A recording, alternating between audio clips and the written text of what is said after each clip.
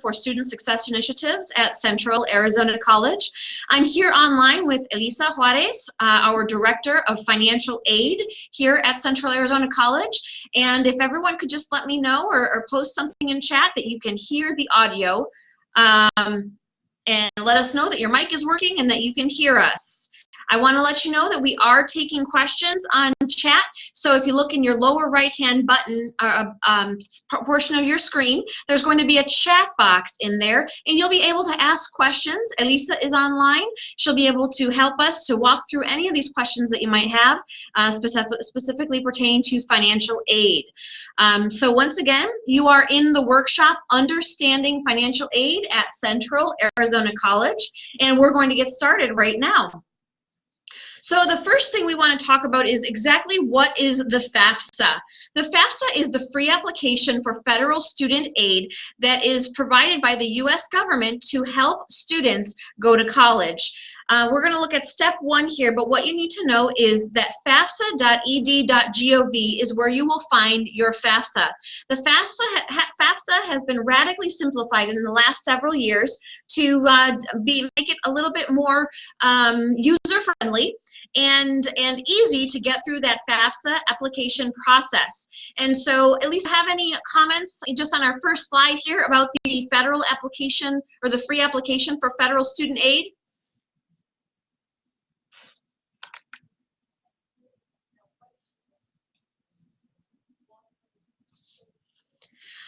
All right, I'm not sure that I can hear anyone, but we're going to go ahead and sort of move through these slides. I'm going to post a statement here, so please chat with questions. I'm putting this up on chat. We want to hear from you. So moving forward here, who is eligible for federal financial aid? Sometimes folks are eligible and we don't even know it. So we as an institution encourage you, no matter what, always make that application for federal student aid. And Elisa, I hear that you can hear me, but I can't hear you. So I find that that's really weird. Is your microphone on, I'm wondering? Sure it is, but is your microphone on? And you can chat me back too, Elisa. So while we get Elisa online, we'll talk about who is eligible for federal financial aid. Essentially, you do need to be a U.S. citizen or a legal permanent resident here in the United States to obtain federal financial aid. There are some additional eligibility parameters, and of course, not everyone is eligible for the same amount of federal financial aid. And Elisa, if you're dialed in from your phone,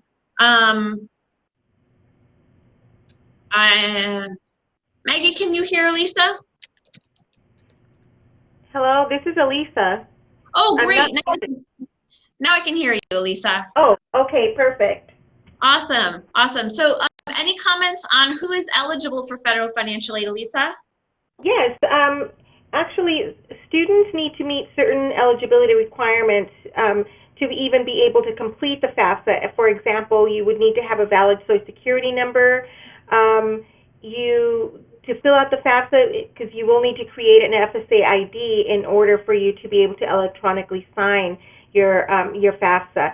Some of the general eligibility requirements are having being a U.S. citizen or an eligible non-citizen.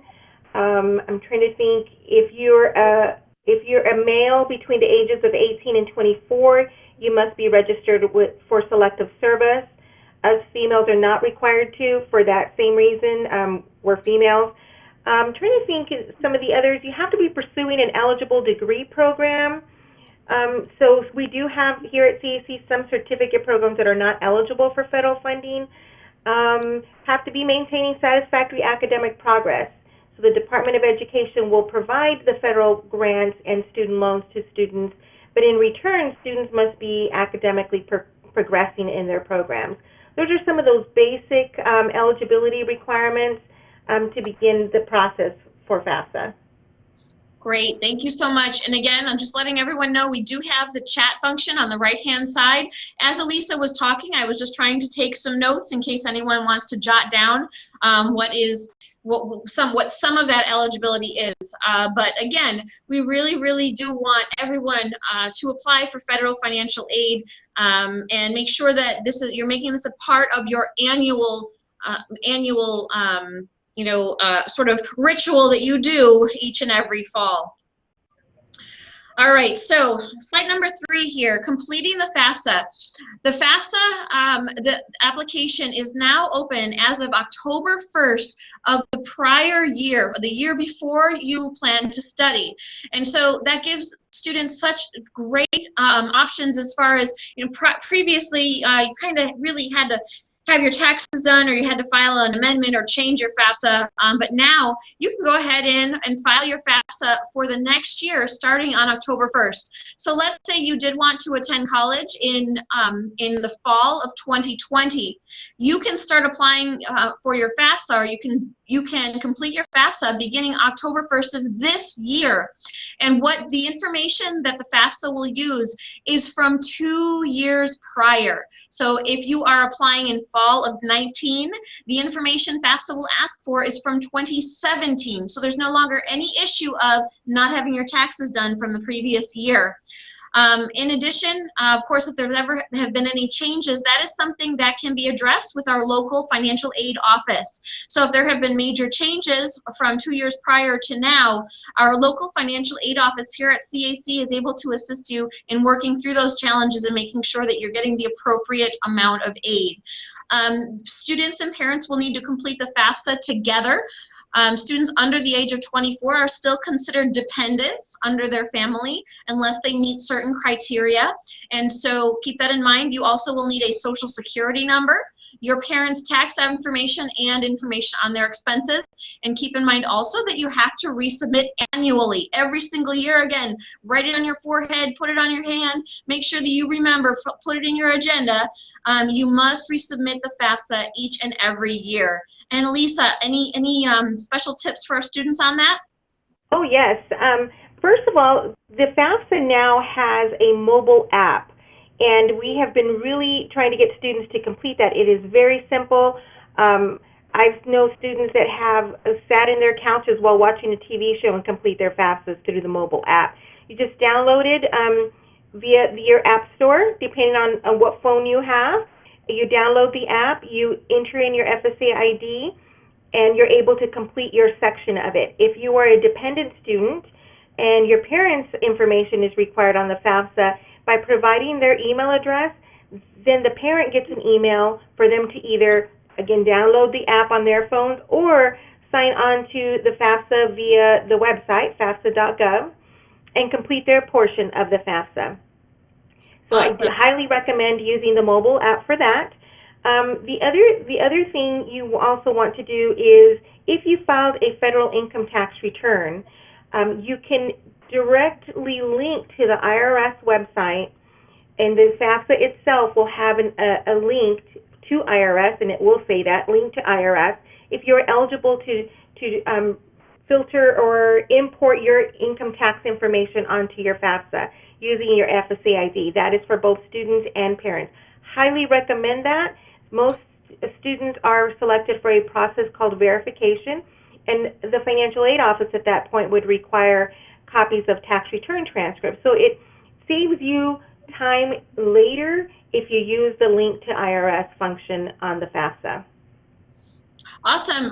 Lisa, I have a quick question, and I'm kind of old as the hills, right? And so the app is new to me. I think that's awesome. Also, the FSA ID is new to me. Lisa, where can our students go to create that FSA ID? Because I know now it's like critical. You cannot move forward without having, and your parents having, an FSA ID. Where can they get that from? I'll put it in the chat comments as you're speaking.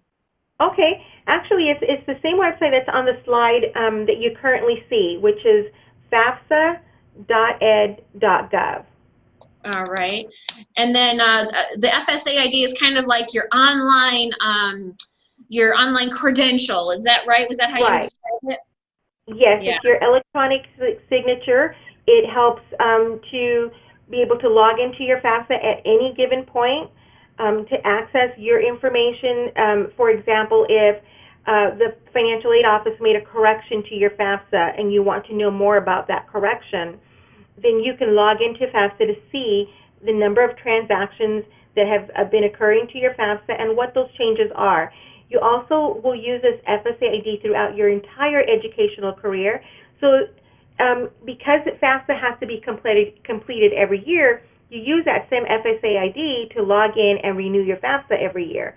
You do it for attending Central Arizona College. If you decide to transfer to another school or university, then you use the same FSA ID to renew your FAFSA and add additional schools to it once you do transfer. So very handy. Also, if you need to borrow a federal student loan, the FSA ID is required to complete the master promissory note for that process.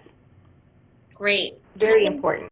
Yeah, definitely. Thanks so much. And I put that in the comments over there, Lisa, just in case, our students out there want to take a look and see where they go apply for that. So thanks for the extra information.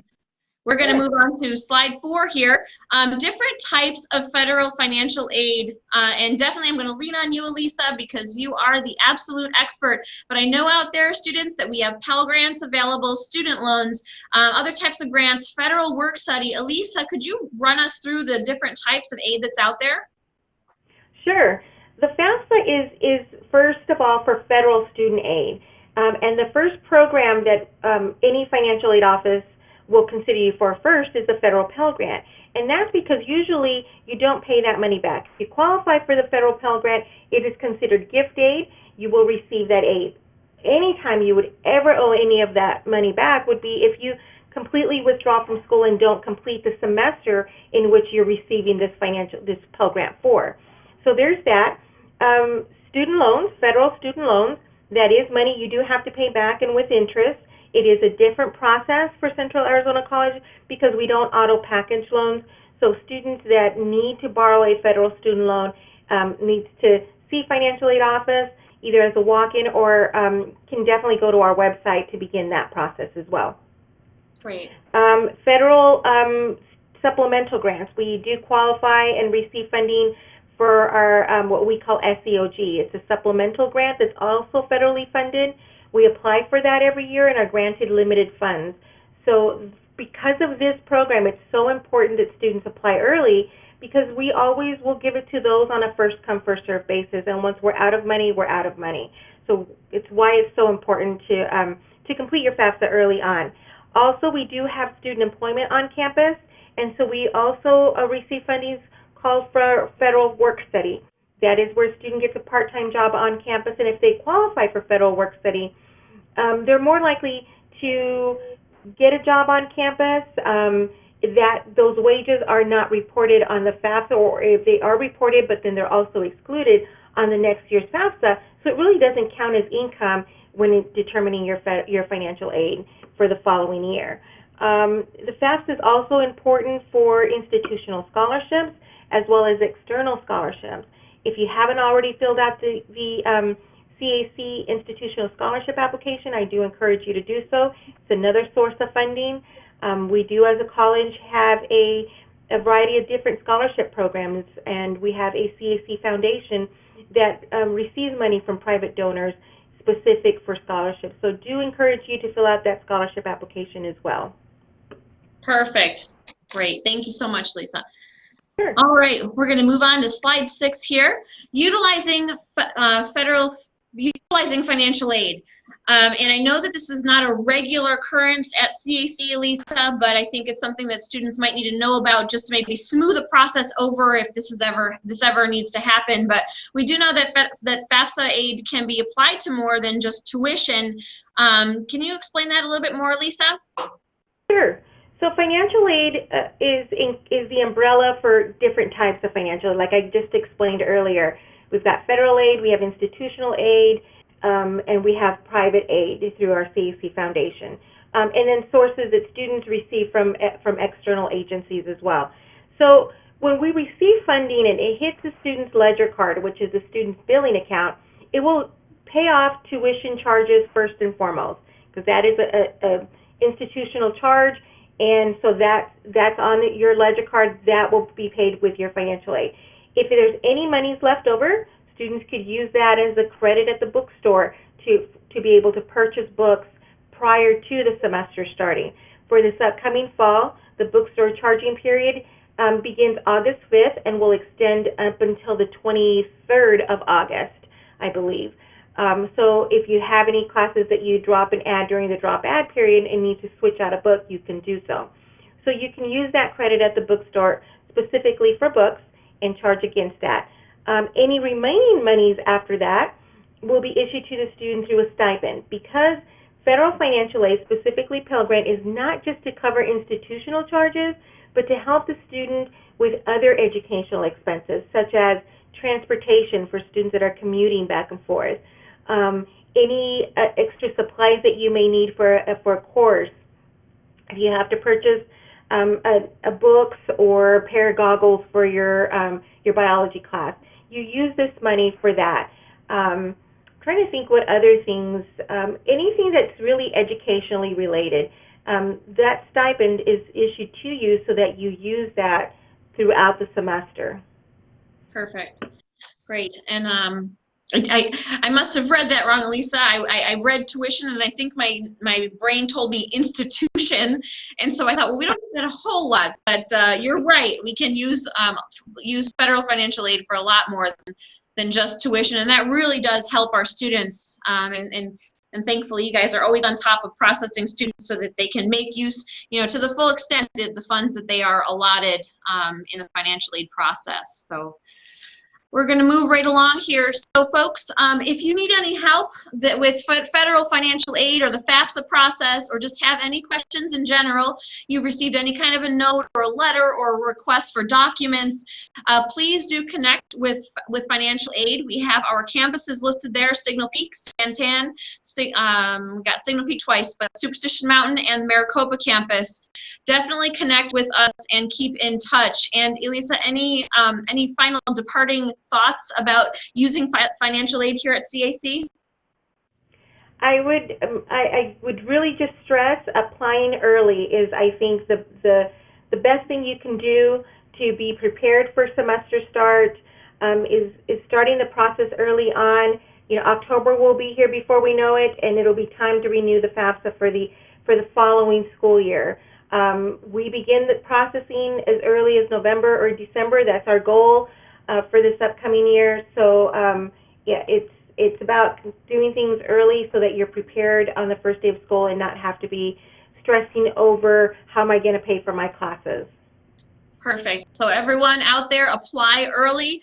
Remember, for FAFSA periods beginning next year for fall 2019, October 1st is we open the federal government opens the floodgates on October 1st, and you can start applying then. Be that smart student and have everything ready and in order, ready to go, so that you are ready for class on day one, and you know where your funding came from and your classes are taken care of, and you can just focus on learning. Elisa, Elisa Juarez, everyone, Director of Financial Aid here at Central Arizona College. Elisa, thank you so very much for everything today. You're very welcome. Yeah, my pleasure. Appreciate your time, and to all of our students out there who are listening live or listening, who are going to listen to this recording, please make note of those phone numbers that are on your screen there, and definitely we are here to help. We're here to help you get through this, and thanks for listening. Thanks a lot, everyone. Have a wonderful afternoon. Signing off now.